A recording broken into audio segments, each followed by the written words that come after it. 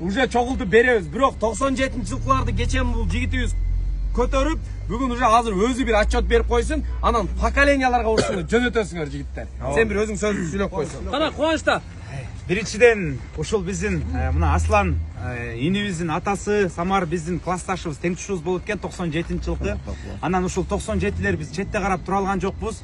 Бардыгыбыз ушул Инстаграмдан сүйлөшүп, бүгүн ушул ынтымакка келели деп ынтымак парктан 97-жылкы жигиттерден 300дөн ашуун бала ошол жерде чогулдук.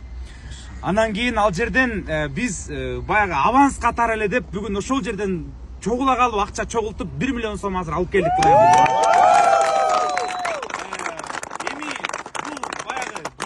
Жети дуан 97-лер 1 миллион эле алып келиптирби дебеңиздер.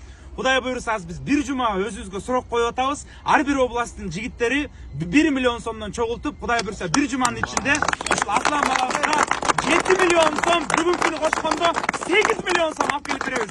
Бул Кыргыз Республикасынын 1997-жылкы жигиттеринин атынан.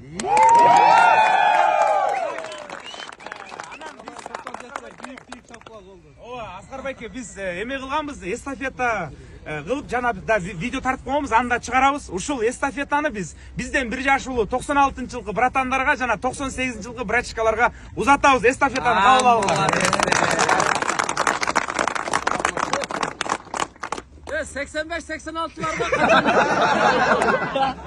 85-86'larga 83